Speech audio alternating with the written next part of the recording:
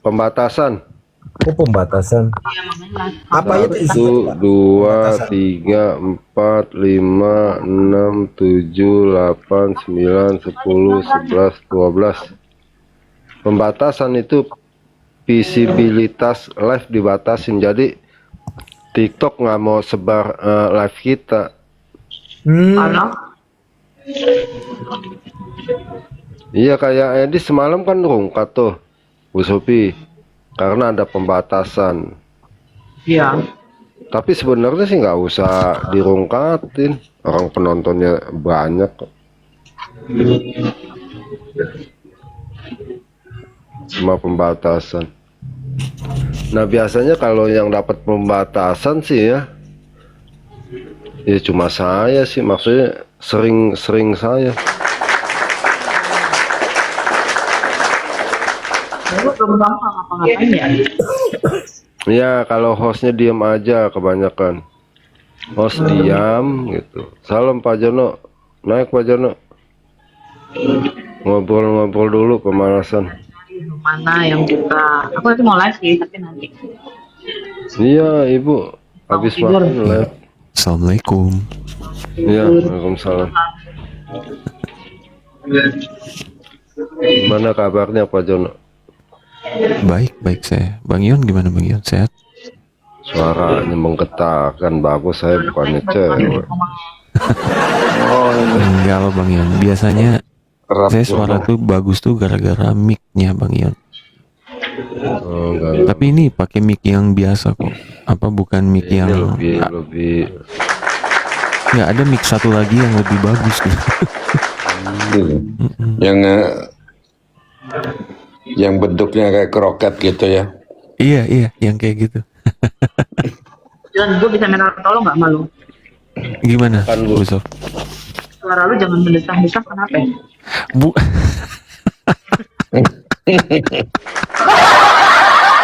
Bukan mendesak. Ini saya selalu pagi-pagi dimarahin saya Bu Sof kalau terlalu gede suaranya. Bang Rob kemana aja? Gimana Nggak Pak? kambing. Tadi saya di ini Novia, kenyang kambing di sana. Oh, udah lelah saya Pak sama kambing. Sampai nungguin Bang Ion ketiduran tadi. Bukan di room Novir, tapi udah keluar. Iya, saya sih sebagai netizen kaget aja sih. kenapa ya, kaget kenapa tuh? Ya, iya PBB kan ternyata bukan pendeta kan, sekian lama kan. Emang iya. Oh, Iya makanya, ya kan masalahnya kan saya sebagai netizen kan mewakili lah, saya mewakili netizen yang lain.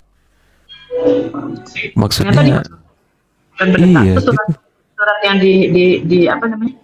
Di surat yang di India itu apa? Surat apa itu? ya nggak ngerti saya. Surat itu kan.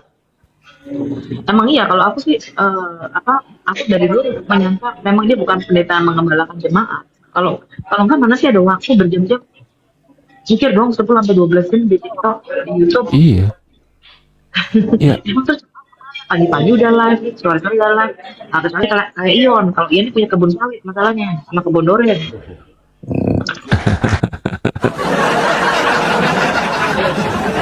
ya maksudnya apa ya? Susah sih ya. Soalnya mau tidak mau ya, ini apalagi kalau saya kan polemikus ya, saya bukan apologet ya. Mau nggak mau kan teman-teman ini semua kan Salam. Shalom. Ketika berdiskusi atau apapun jadi cermin Betul, Kristen jangan. ya. Meskipun ya manusia ya pasti banyak ininya. Cuman gimana aja gitu, maksudnya nggak perlu sebenarnya. Gimana? Enggak boleh lagi bikin sop buntut. dia lagi makan sop buntut. Oh, Sambelnya enak banget.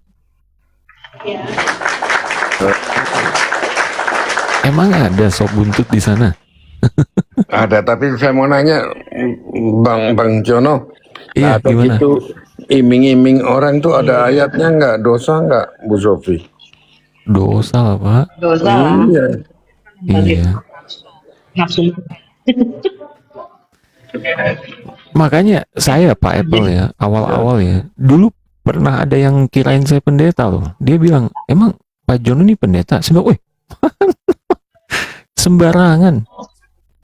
Nggak akan saya iyain gitu. Dia udah ngaku belum? Secara pribadi dia udah ngaku dia. Saya belum dengar langsung ya. Setahu saya nggak tahu. Saya belum dengar langsung. Tapi kalau kayak kalau yang saya dengar di roomnya siapa tadi? Roomnya Kiamat ya. Katanya kalau Lia Kristen sih bilang, terus kenapa kalau bukan pendeta? Yang penting kan pengajarannya nggak salah gitu loh. Ya, Jadi nggak gini. gitu juga. Pak Bom Bom itu mengatakan kita tuh menghalangi dia, nggak ada yang menghalangi, justru kita mensupport, betul nggak? Iya. Kan aku sampai terakhir pun aku masih kasih nomor WA ke dia loh, walaupun sekarang udah gua blok. Justru jadi Pak Bom Bom itu salah mengatakan kita itu menghalangi, justru kita tuh mensupport, sampai yang bilang kita menghalangi. Tapi dengan kejujuran lah gitu loh, paham nggak sih? Yang kita minta dia Iya. jujur, tahu orang jujur mengakui kesalahan, semua orang tuh terima kok, betul nggak? Semua orang terima. Semua orang punya salah, ya kan? Semua orang bisa punya salah. Jujur, kemudian kita perbaiki. Aku rasa itu sih yang netizen butuhkan. Iya, si siapa? Yuli kan ke sana kan. Ya, jadi ke sana terus gimana ceritanya? Ya, katanya sih kalau yang tadi saya dengar di roomnya Kiamat sih ya terverifikasi kalau dia memang bukan pendeta gitu. Dan ya gimana ya, banyak, saya juga menanti sih, nanti lihatlah apalagi yang dibongkar. Maksudnya nggak tahu, ngeri juga ini, bukan ngeri maksudnya ya lama sih kayak ini Pak Apple nih termasuk yang lama ngikutin nih. Coba udah berapa tahun Pak Apple dari zaman YouTube loh. Bener. Itu sampai sekarang kan berapa tahun baru ini kan. Tapi aku nggak Iya, pernah saya, karena apa? Saya tersangka lah, udahlah dipikir saya kasih nomornya ke case yang di Amsterdam, padahal enggak. Di Reda itu ada namanya si PIN ya, PIN. Nomor WA-nya. Oh, Padahal kan dia kan sering di Bu Greti atau siapa itu?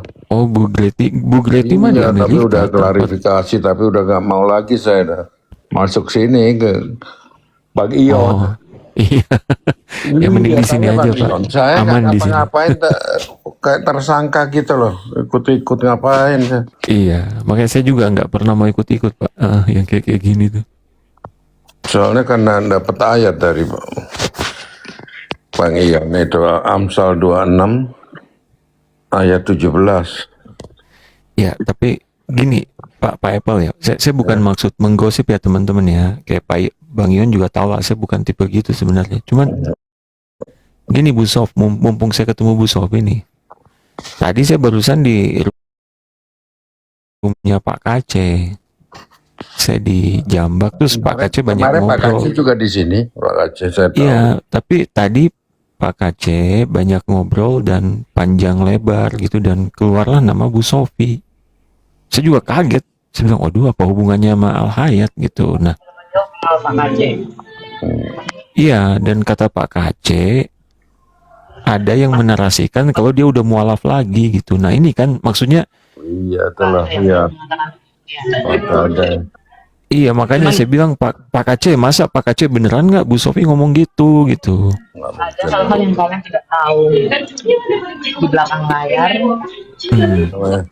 Sampaikan di sini karena ada posisi penting dari Pak Aceh yang saya nggak bisa ungkapkan di sini.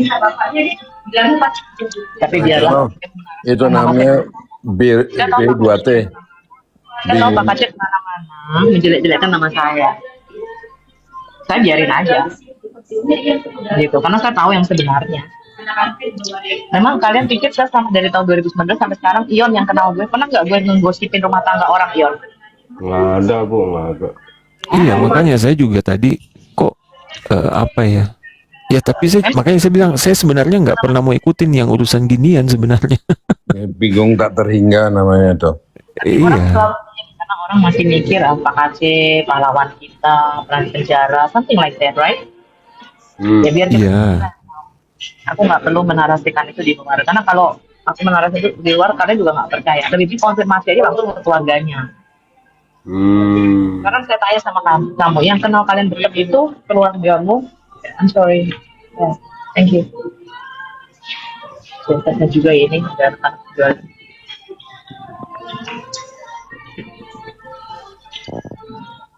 Itu namanya sorry to say. Iya memang makanya ribet Pak Apple ya, emang kalau urusan ginian ya saya orangnya paling malas sebenarnya.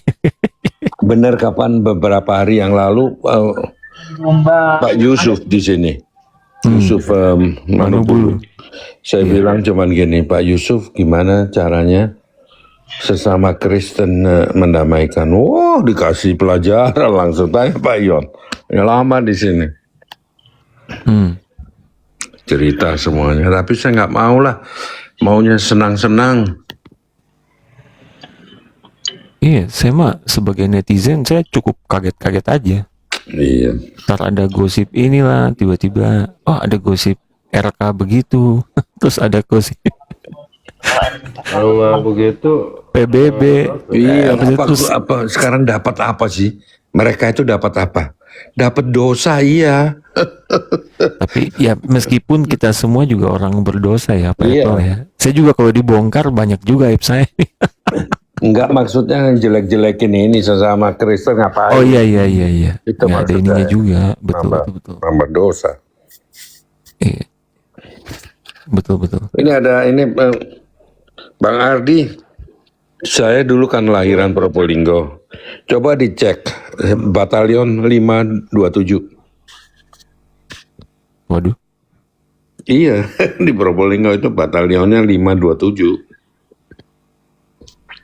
Ardi, selamat hidup, selamat pagi, salam.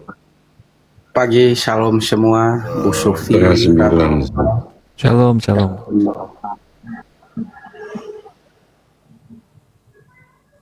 Saya ini dalam hal ini mengambil sikap fokus saja kepada apa pemberitaan Injil, karena kenapa saya naik di komalnya Yuli, komalnya Bang Ion, kadang di komalnya Kak Sufi, di komalnya Reda dan P. Saya kebanyakan diam loh, karena kalau saya misalnya saya berbicara tanpa saya berbicara juga, akhirnya saya diseret-seret. Jadi saya memilih untuk diam aja lah. Gue juga udah nutup-nutupin sebenarnya. Aku sendiri pun tidak merasa benar atau suci ya. Dan aku menutupi banyak sebenarnya kejelekan aku kerja.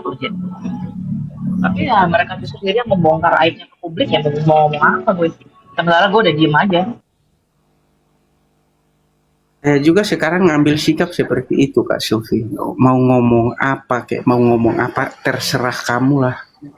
Yang penting bagi saya, yang penting saya tidak seperti itu. Dan saya percaya orang-orang yang memfitnah kita seperti itu Kak Sofi, dengan sendirinya akan gugur. Tuhan pasti akan menunjukkan siapa yang benar, siapa yang salah.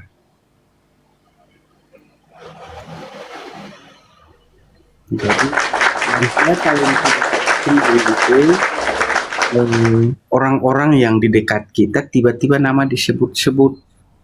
Dulu salah satunya Pak Rene, saya langsung telepon ke Pak Rene. Saya bilang, bro, saya sebagai orang yang dekat dengan dirimu kok, selama dirimu saya kenal kamu baik itu lewat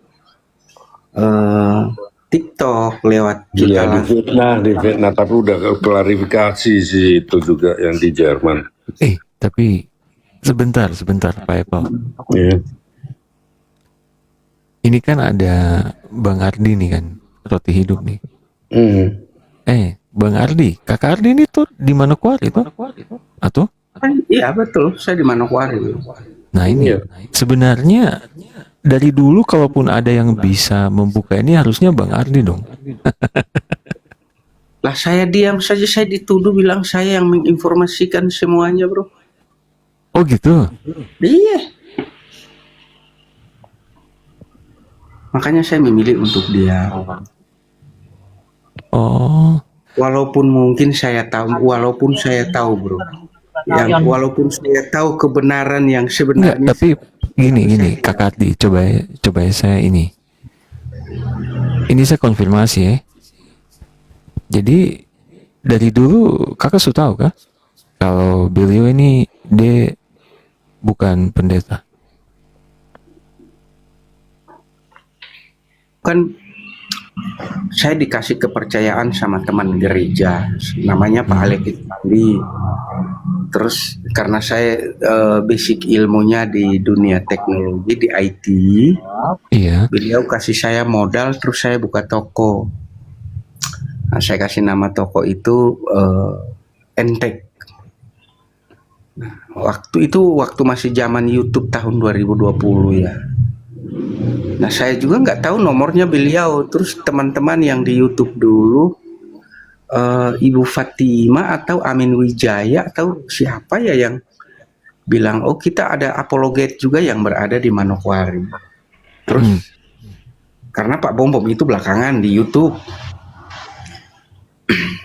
Bukan, maksud saya gini Bang Ardi, biar saya langsung to the point nih ya. Cerita di situ, bro. Nanti saya cerita ke situ. Terus sekitar jam 6 sore saya masih di toko. Beliau telepon, Pak Bom ini telepon saya tanya siapa ya. Dia bilang, oh saya mau beli laptop yang speknya seperti ini.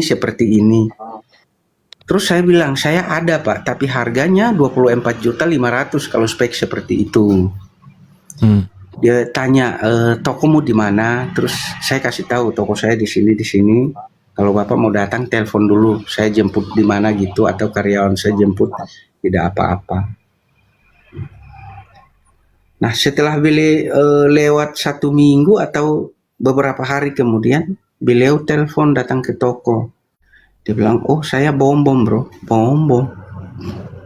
Dari mana tahu nomor saya? Saya tanya seperti itu kan. Dia bilang, oh teman-teman dari YouTube yang kasih tahu. Saya tanya, siapa ya? Salah satu nama yang disebut itu Amin Wijaya. Dia bilang, oh saya ada yang bantu saya untuk memberitakan Injil. Nah pas beliau datang ke toko, saya tanya, Bapak pendeta? Saya bilang, Bapak pendeta. Beliau ngomong ke saya panatua. Gitu loh. Oh. Saya menyangkanya pokoknya dia pelayanan. Aku percaya dia pelayanan, tapi bukan mengembalakan jemaat.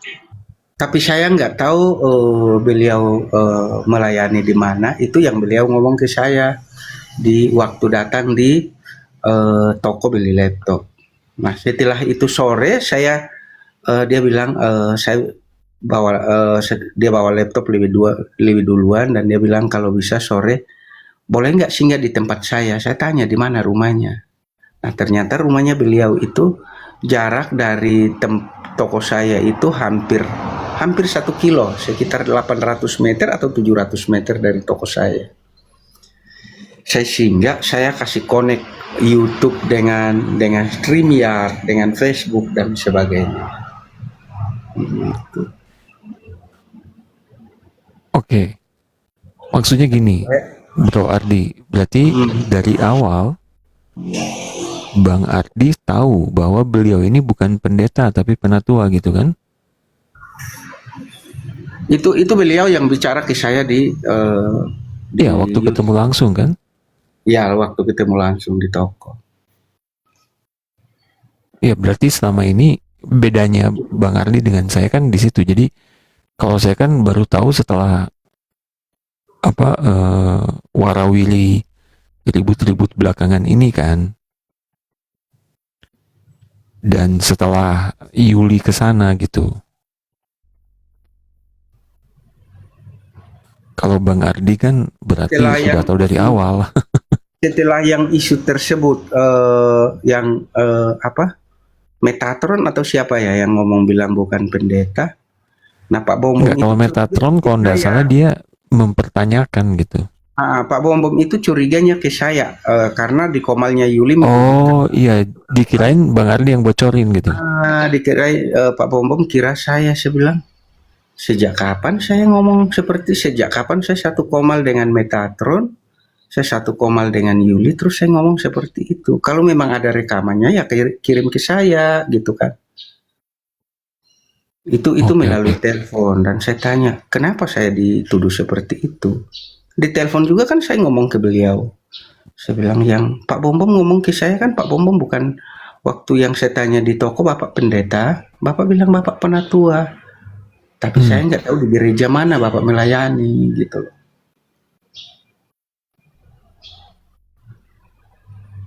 Gitu. Itu saja yang saya tahu di awal, bro. Iya, Setelah dan dan Bang Ardi memang dari awal, ya kalau saya jadi Bang Ardi juga kurang lebih bakal sama. Saya nggak mau ikut-ikut gitu. ya, Ya diem makanya saya aja. nggak ikut itu. Mm-mm. Saya diam saja, bro. Saya diam saja. Tapi walaupun saya mengambil posisi untuk diam, ya saya juga nama diseret-seret kan.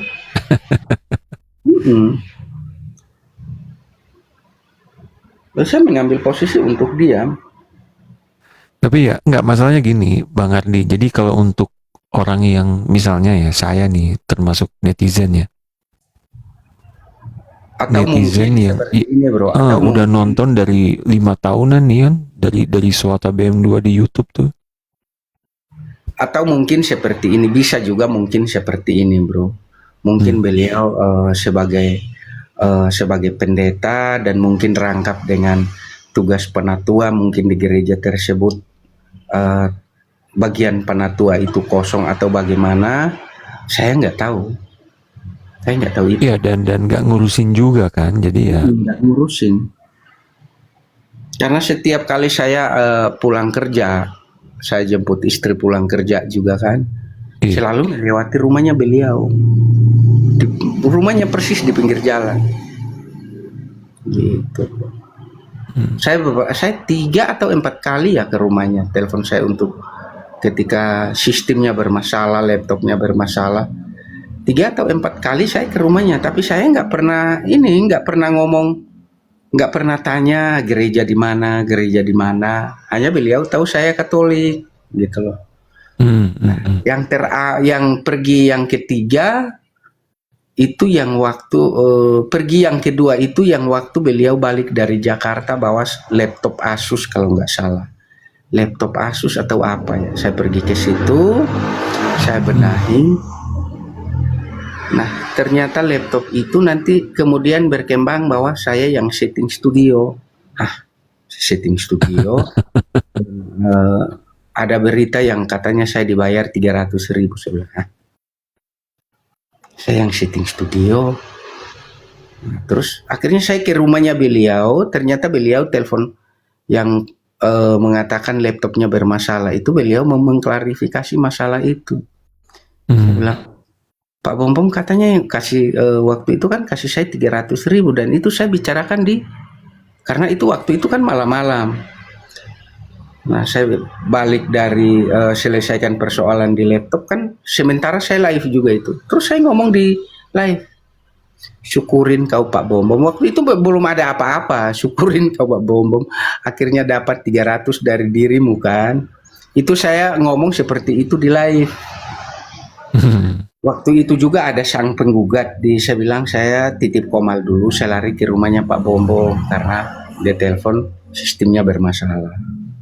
Itu yang saya pergi kedua. Yang ketiga itu setelah adanya miskomunikasi dengan Edis waktu itu, Kak Sofi dan sebagainya, terus beliau telepon ke saya 2 minggu kemudian baru saya pergi. Nah saya pergi, baru beliau sendiri yang berikan saya perdengarkan saya video yang setting studio dan sebagainya. Sama uang yang 300.000. Saya bilang, Terus saya tanya ke beliau, emang Pak Bom Bom pernah ngomong kalau orang kasih Pak Bom Bom uang 100 juta? Kalau memang Pak Bom Bom ngomong seperti itu ya ingat-ingat saja kepada siapa Pak Bom Bom ngomong. Dan kalau memang Pak Bombo yang untuk uang 300 itu memang saya ngomong Pak, tapi saya bilang saya bukan urus studionya Pak Bombo. Yang saya bikin itu adalah saya benahin laptop. Ada perangkat juga yang saya deteksi perangkat itu rusak, akhirnya wifi-nya tidak berfungsi, pakai kabel. Saya bilang bukan, saya nggak pernah setting studionya Pak Bombo. Nah kalau saya flashback ke belakang, laptop itu MSI itu Pak Bombom beli di tempat saya. Ya, saya harus bertanggung jawab sampai koneksi dengan wifi, printer dan segala-galanya. Memang itu tanggung jawab saya dengan YouTube, StreamYard dan sebagainya. Oh, itu full service ya? Setelah itu berlalu, itu yang ketiga kali. Yang keempat kali beliau telepon lagi untuk instalkan iPad kalau nggak salah, iPad dengan koneksi dengan Bukan, laptop. maksudnya biasanya orang kalau beli laptop kan beli aja gitu, nggak sampai Ya, karena saya berpikir juga kan untuk pelayanan. Oh iya betul. Untuk pelayanan dan waktu yang beliau kasih saya uang 300.000, saya bilang Pak Bombom ini untuk pelayanan nggak usah. Dia bilang saya tidak kasih buat kamu bro, tapi saya kasih buat kau punya anak-anak. Kalau memang kamu nggak mau kasih rekeningmu, oke saya minta rekening istrimu boleh nggak? Udah saya kasih. Oh iya. Dia bilang uang ini bukan untuk kamu tapi buat kau punya anak-anak. Dan ya udah. Nah kemudian yang saya pergi lagi yang kali keempat, yang mau install iPad kalau nggak salah dengan laptop untuk dia bisa nulis kan di layar. Nah sampai di situ, begitu sampai di rumahnya ternyata laptop yang dimaksud itu bermasalah. Nah, laptop yang dimaksud itu bermasalah. Saya bilang laptop ini bermasalah. Saya bilang harus dibenahin dari laptop dulu. Nah beliau bilang oke, Ardi bantu saya untuk selesaikan masalahnya. Saya bilang cuman saya nggak bawa program. Kalau Pak Bombo mau saya bawa ke rumah, jam 5 saya bawa pulang. Jam 5 sore saya bawa pulang. Saya bawa ke rumah atau ke tempat kerja, jam 5 sore saya bawa pulang. Saya bilang seperti itu kan. Beliau bilang oke, terus minta tolong istrinya ambil laptop tersebut. Begitu sampai di beliau punya tempat yang biasa live, tiba-tiba Pak Bombom bilang oh tidak jadi bro. Bilang hah? Tidak jadi. Saya bilang oke, nggak apa-apa. Kalau begitu saya pamit pulang dulu. Gitu. Nah saya pamit pulang, terus beliau telepon lagi. Lewat 3 atau 4 hari kemudian beliau telepon, Ardi minta tolong ke rumah. Laptop saya LCD-nya lagi gangguan. Nah saya ke rumah, akhirnya saya bilang di mana laptop yang gangguan Pak Bombom, layarnya gangguan. Nah beliau tanya saya cari serial dari LCD yang bermasalah itu laptop MSI yang dia beli ke saya. Saya bilang laptop itu speknya cukup tinggi, spare partnya pasti mahal. Nah begitu saya cek tanya teman yang punya showroom MSI, tanya layarnya itu 2 juta lebih. Layarnya saja 2 juta lebih. Terus saya WA ke beliau. Setelah itu saya pergi ke sana. Beliau bilang lihat ini, datang ke sini sudah urus laptop. Nah setelah saya di sana, laptop itu sudah dibawa ke tempat lain oleh anaknya. Tapi ya udah. Nggak apa-apa, saya dalam hati nggak apa-apa. Nah mungkin beliau juga perasaan dengan saya sudah pergi ke sana, ternyata beliau belum konfirmasi ke anaknya sudah bawa laptop katanya ke temannya. Nah di situ beliau kasih saya 200.000, saya bilang nggak usah. Dia bilang tidak, kau sudah datang berkali-kali jadi ini merupakan uang bensin. Saya bilang tidak Pak Bobo. Tapi beliau paksa ngasih. Saya bilang ya udah kalau memang. Tapi ingat Pak Bombom, saya tidak minta karena ini untuk pelayanan Pak Bombom. Jadi saya tidak minta. Nah uang itu saya pakai, tapi uang itu bukan saya pakai untuk diri saya sendiri yang 200.000 itu. Saya kumpul uangnya jadinya 4.300.000 untuk bantu satu anak yatim piatu. Kalau nggak salah Pak Rene juga pernah saya video call ke Pak Rene, Bu Reda juga, saya kirim anak yang celaka itu, gitu. Saya video call, ini loh keadaan anak ini karena nggak ada yang urus, jadi saya tergerak hati untuk ngurus anak itu, gitu bro. Seperti itu, Rapjono. Nah, setelah saya sampai di sana, baru beliau cerita tentang yang masalah dengan Edis, masalah dengan Yuli, masalah dengan Ibu Sofi, terus masalah dengan Metatron dan sebagainya. Saya bilang, bro, saya nggak mau ikut-ikutan. Mungkin nama saya disebut ya, saya pribadi tidak masalah. Saya pribadi tidak masalah kalau Pak Bombong mengatakan saya yang beritahu Metatron, Yuli, sampai mereka ngomong seperti itu. Saya pada dasarnya saya bersedia.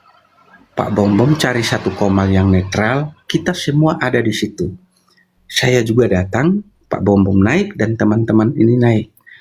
Apakah Ibu Sofi, apakah Metatron, apakah Yuli dan teman-teman yang lain itu dengar dari saya? Nah, setelah saya ngomong seperti itu melalui telepon, baru beliau ngomong ke saya. Dia bilang, itu bukan saya dengar dari siapa, tapi itu kecurigaan saya. Beliau ngomong seperti itu. Saya bilang, Pak Bombong, kan saya sudah ngomong berkali-kali, saya bukan orang seperti itu.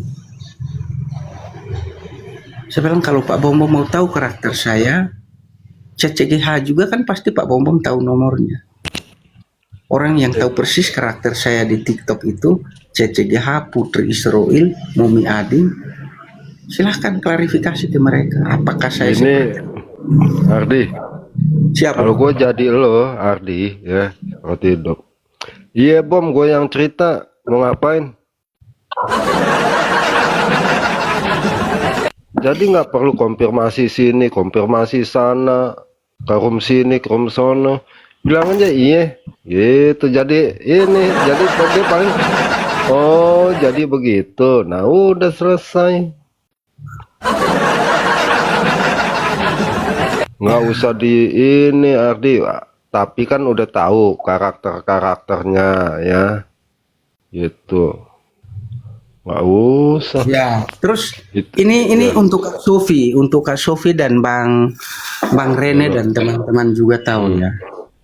Nah, 3 minggu yang lalu atau 1 bulan yang lalu, nah, saya spill yang anak-anak yang saya urus di sini kan 19 anak bro, yang yatim piatu. Nah, waktu itu di Komal saya sempat informasikan itu ke Ibu Marsha. Ibu Marsha bilang, Ardi, kalau boleh kamu pergi ke sekolah tersebut terus minta mereka bikin proposal, supaya proposal itu kau tampilkan di saat kamu live, supaya kayak kamu butuh bantuan untuk teman-teman donasi Donasi itu lah ya. itu jelas. Nah, saya akhirnya ke sekolah. Saya minta dokumen tersebut dari komite sekolah sama pihak sekolah, mereka terbitkan. Dari teleponnya, dari nomor, dari rekeningnya, semuanya bukan atas nama saya. Dan telepon pun bukan atas nama saya, dan rincian biaya ke 19 siswa tersebut itu semua tertera dalam proposal untuk para donatur. Mereka buat seperti itu. Nah, setelah saya tampilkan di live di akun ini, sudah di Roti Hidup 2 kali berturut-turut, terus Ibu Dewi Bulan naik. Setelah itu beliau DM ke saya, Roti Hidup, minta tolong untuk dokumen-dokumen itu kirim ke saya, boleh nggak? Saya bilang, buat apa Bu? Ya nanti yayasan saya akan mengurus itu untuk bantu kamu tentang itu. Saya bilang oke. Saya titip dokumen lewat istri saya scan, terus saya kirim ke Dewi Bulan. Nah, saya kirim ke Dewi Bulan, 2 hari kemudian Ibu Dewi Bulan itu DM lagi ke saya, tolong minta alamat lengkap sesuai dengan KTP, email lengkap. Saya bilang, buat apa, Bu? Ya, supaya kalau email dengan KTP, supaya kalau dari Amerika ini kirim uangnya terkonfirmasi juga melalui alamat email, dan mereka percaya bahwa uang yang mereka kirim ini tepat kepada ID yang tertera di sini. Nah, akhirnya karena saya berpikir itu untuk sekolah kan. Saya bilang, Ibu kasih saya kesempatan, saya harus bangun komunikasi dengan pihak sekolah untuk KTP yang rekening yang tertera di sini atas nama orang tersebut, dan harus sekolah bikin bikin email. Saya tutup telepon, saya lari siang-siang ke sekolah. Sampai di situ saya bawa dokumen-dokumen tersebut, terus saya kirim lewat WA. Saya bilang, Ibu, ini loh dokumen dari sekolah yang saya dapatkan. Ini KTP-nya, ini teleponnya. Sesuai alamat di rekening juga sesuai dengan KTP tersebut. Nah, beliau bilang ke saya, oh itu bukan untuk sekolah, Pak Ardi. Saya bilang, terus itu saya yang tergerak sendiri untuk untuk memberkati pelayanan Pak Ardi. Saya bilang, loh, bukannya yang Ibu minta itu untuk kebutuhan ke-19 anak tersebut. Dia bilang, oh itu nanti yayasan saya yang urus. Saya bilang, oke Bu, saya kirim, tapi ada yang lebih membutuhkan. Saya bilang, ada yang lebih membutuhkan. Uang itu akan saya pakai untuk kebutuhan anak-anak tersebut. Dia bilang, terserah kamu, yang penting uang ini saya kirim untuk kamu. Nah, akhirnya saya kirim rekeningnya istri, rekening istri, terus email dari istri, dan KTP dengan KTP-nya istri ke beliau. Nah, 2 jam kemudian setelah saya kirim itu, beliau kirim bukti transfer melalui WhatsApp. Setelah kirim bukti transfer itu, beliau maki-maki saya di bawah. Hancur saya dimaki-maki sama Dewi Bulan itu. Saya bilang, Nah, begitu saya balas, nggak bisa terkirim. Saya cek begitu, beliau sudah blokir WA saya, WhatsApp saya. Nah, akhirnya saya lari ke TikTok. Saya lari ke TikTok, saya coba DM lagi beliau. Maksudnya apa Ibu maki-maki saya seperti ini? Yang ngotot ngirim uang bukan saya loh, Bu, tapi Ibu sendiri yang minta rekening saya. Setelah itu Ibu kirim uang 500.000, kok Ibu maki-maki saya? Nah, saya DM seperti itu tujuannya saya minta rekeningnya supaya saya kembalikan itu uang 500.000. Tapi saya DM pun tidak bisa terkirim. Selalu gagal terkirim. Gitu. Itu loh yang kenapa Kak Sofi? Dia mau ngirim duit ke lu, kenapa dia mati-mati lu? Mati-matinya kan apa? Dia kan yang ngotot kirim duit, katanya dia mau memberkati pelayanan roti hidup. Setelah dia kirim uang itu, langsung saya dimaki-maki loh di bawah. Iya, maksudnya dimaki-maki. Saya dimaki-maki itu, jujur Kak Sofi, saya dimaki-maki itu termasuk nama Ibu Sofi juga disebut di dalam. Nama Edis juga disebut di dalam. Dan banyak sekali orang-orang yang disebut di dalam. Terus saya bilang, kenapa Ibu maki-maki saya?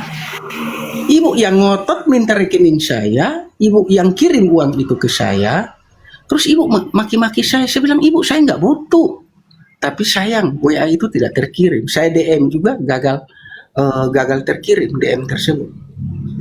Bukan, maksudnya Bang Ardi tiba-tiba dia bilang maki-maki gimana, misalnya, oh nih Ardi Wawi atau apa gitu. Maksudnya saya dibilang penyesat lah, banyak sekali kata-kata kotor. Oh. Nah, termasuk nama Ibu Sofi juga disebut, Edis juga disebut, kalau nggak salah Mata Pisau juga disebut. Banyak sekali yang di DM itu. Itu kalau misalnya saya mau print itu WhatsApp sekitar 2 halaman APS bolak-balik gitu, bro. Suaraku nggak kedengeran ya? Iya, suaranya kecil mati menyala gitu Bu Sof. Suaranya nggak kedengeran ini. Tes, tes, tes, Nah tes. sekarang lumayan deh. Nah, kenapa gue Dari disangkut-sangkut dari tadi dulu? kirain 19 anak yang di ini. Kalau 500.000 itu makan siang juga di Amrik kayaknya nggak. 100.000 kalau di Papua bro. Kalau saya ajak 4 orang anak kita makan di KFC nggak cukup duitnya. Iya, Cukup. kalau di Papua iya betul. Nggak cukup duitnya itu. Mahal ya. Nah, yang berikutnya ya, yang berikutnya ini 2 orang yang buat saya seperti itu. Yang berikutnya satu namanya Ibu Jodi. Duh, Nah, siapa lagi? Ibu Jodi itu dia sendiri yang minta saya punya nomor WhatsApp. Terus dia sendiri yang minta rekening saya. Pokoknya namanya Ibu Jodi lah. Dia minta rekening saya, terus saya bilang buat apa? Dia bilang saya mau memberkati pelayanan roti hidup. Tapi saya nggak pernah kasih rekening pribadi. Saya selalu kasih istri punya rekening karena alamat Labuan Bajo, ya kan? Saya kirim. Setelah saya kirim, terus 1 hari kemudian malam-malam beliau naik ke sekitar jam 7 atau jam 6 sore. Beliau naik ke komal saya, dia bilang kewajiban saya sudah saya laksanakan Bang Ardi. Terus saya tanya, kewajiban apa Bu? Yang saya janji mau memberkati Pak Ardi sudah saya laksanakan. Nah, tergiang-giang dalam pikiran saya, dalam otak saya, oke ini saya dapat uang dari ini, saya ajak anak-anak sama ada orang yang namanya Ibu Ida, dia seorang janda dengan anaknya. Nah, biasa saya dengan istri sering bantu belikan beras, belikan supermi untuk beliau kan. Jadi saya bilang istri telepon ke Ibu Ida tersebut, datang dengan anaknya juga. Ibu Ida, saya mau ajak makan di KFC, saya dapat berkat sedikit dari teman. Udah saya ajak istri, 2 anak sama ibu tersebut dengan anaknya, kita pergi ke KFC. Untung di dalam rekening saya masih ada uang. Kalau enggak mungkin orang di KFC pukul sampai malas, habis makan mau bayar pakai rekening istri bro, uangnya enggak ada. Shalom pagi ya semuanya ya. Nah, Ibu Jodi, Sabar Zon, selamat pagi. Tapi saya nggak pernah tanya kenapa ibu bohongin. Saya biarin saja. Bahkan datang ke komal saya juga sering naik. Bahkan sering bernarasi di komal roti hidup. Saya biarin saja. Gitu bro. Jodi itu circle-nya mereka juga. Tapi saya kalau itu saya nggak persoalkan bro. Cuman yang saya sampai nggak habis pikir ini, Anda yang ngotot minta saya kirim rekening, Anda kirim uang 500.000 terus saya dimaki-maki. Apa tujuannya? Ya kan? Ya untuk menjebak, jahat memang. Buat bahan. Di saat saya Untuk urus 19 menjatuhkan Bang anak Ardi. tersebut, ya, di saat saya urus 19 anak tersebut dan saya kesulitan di mana pasti saya komunikasinya dengan Pak Rene. Saya komunikasinya dengan siapa? Pak Rene. Saya komunikasi dengan calonnya Pak Rene. Saya komunikasi dengan CCGH, Cece Setiawati. Itu yang saya selalu komunikasi. Dan dengan Ibu Reda. Bu, saya lagi dalam situasi seperti sama Bunda Ocha yang di Jayapura, yang dari tanggal bulan Desember itu betul-betul saya jujur saya kesulitan dalam keuangan untuk ngurus anak itu punya operasi karena awalnya kan setelah dirujuk kirim ke Makassar berita dari dua orang temannya yang temanin dia di sana telepon ke saya, ayah ini pennya 4 pen, 1 pennya itu 5 juta dan BPJS di sini hanya tanggung 1 pen. Bagaimana caranya? Ya nggak tahu lah, tiba-tiba biaya itu terlunasi pada tanggal 22 Desember. Akhirnya mereka pulang. Sampai di sini juga saya kebingungan bagaimana, karena yang saya pikirkan waktu itu tentang kedagingan. Setelah mereka sudah dikembalikan dari Makassar sampai di Rumah Sakit Angkatan Darat di sini, anak-anak telepon saya ke sana. Dari rumah itu saya punya keberanian yang luar biasa untuk tampung ke-19 anak tersebut dan bawa pulang yang kakinya patah kiri kanan sama tangan kanan ke rumah untuk saya urus. Begitu sampai di rumah sakit, anak-anak itu datang semuanya bawa dengan tas-tas pakaian yang ke-19 anak yatim tersebut. Nah, saya pikirkan kalau satu orang, kalau temannya mereka ini saya bawa pulang ke rumah malam ini, semuanya pasti ikut. Yang saya pikirkan bagaimana caranya mereka makan. Bagaimana saya menghidupi ke-19 anak ini. Saya turun ke bawah, saya panggil istri turun ke ke halaman rumah sakit. Saya duduk merenung, terus saya ajak istri. Telepon tuh Ardi. Saya ajak istri, saya bilang, Hani, tolong temani saya, kita ke gereja. Saya ke gereja, saya pergi ke Romo, saya minta kunci gereja. Romo tanya saya, mau bikin apa kamu di gereja? Saya bilang, saya mau berdoa. Ada apa? Saya bilang, nanti setelah saya doa, saya sampaikan ke Romo. Saya masuk, saya berlutut di depan altar, saya berdoa, Tuhan berikan saya kekuatan. Selama ini saya selalu mengabarkan firman Tuhan dan saya mengajarkan tentang kasih dalam pelayanan saya melalui media sosial. Berikan saya kekuatan. Setelah saya berdoa, saya kembali ke pastoran, saya ketemu dengan Romo sama salah satu orang gereja di sini. Nah, kebetulan rumah yang saya tempati ini juga punya orang gereja. Begitu saya ngomong, saya dalam kondisi seperti ini. Nah, yang nama Pak Herman ini mendengarkan saya, dengan istrinya mendengarkan saya punya cerita yang ke-19 anak tersebut. Mereka bilang, ngomong ke saya, Pak Herman dengan istrinya ngomong ke saya, Ardi, kamu tidak terbeban. Dia hanya ngomong ke saya seperti ini, kau dengan istrimu tidak terbeban. Saya bilang, tidak Bapak. Dia bilang, Bapak izinkan, karena di sini ada gudang kan, bekas resto yang saya bangun juga di sini. Bapak izinkan kau bawa pulang anak-anak tersebut ke rumah. Untuk masalah makan dan minum nanti urusan belakangan. Tapi hatimu luar biasa.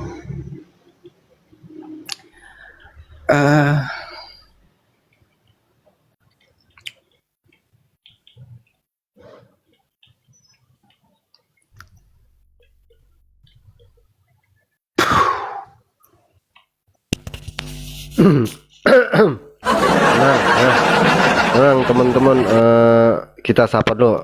Ardi, tahan dulu. Teman-teman, salam, selamat pagi, selamat malam, selamat sore yang ada di benua manapun ya. Super John. Shalom. Salam Super John. Lo apa nih, anak buahnya Pak Bom Bom apa anak buahnya yang lain nih? Saya bukan anak buahnya siapa-siapa, ya. Saya tidak terikat dengan kelompok apapun. Tapi jadi merdeka ya. saya berdiri berdasar di kebenaran. Ya, tentang keburukan saya sangat benci itu. Ya. Gitu. Akhirnya saya ikut Lanjut banget. Ya, kata Cece Riani sama Ko Herman, oke.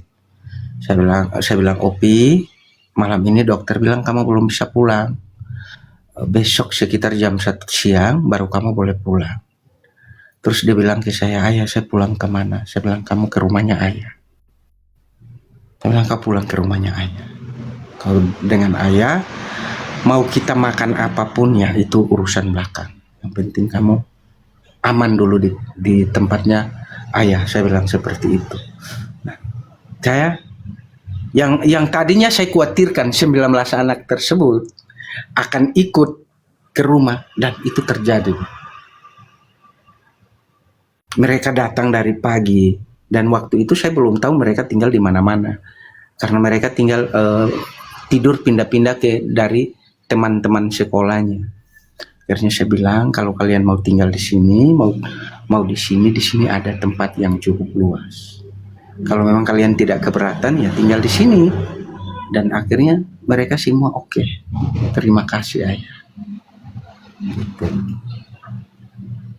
Yang awalnya tadi saya berpikir bagaimana saya bisa memberi makan 19 anak ini dengan gaji dari saya, pendapatan dari saya, dan gaji dari saya, kebingungan sendiri. Tapi berjalan setelah saya ngomong seperti itu, setelah saya pulang dari rumah sakit, saya bilang ke istri, Hani, kita singgah beli beras. Dan yang saya beli itu beras bulog loh teman-teman. Beras bulog yang saya beli. Nah, begitu tanggal 25-nya, teman-teman gereja dari gerejanya, saya gereja Katolik di sini, karena saya muat di grup gereja kan. Saya muat di situ, saya menceritakan situasi yang terjadi dengan anak-anak ini tersebut. Orang-orang gereja itu datang, itu ada yang bawa beras, ada yang bawa ikan kaleng, ada yang bawa telur, berbagai macam makanan yang mereka bawa. Dan itu terjadi sampai dengan hari ini. Gitu bro, yang saya alami.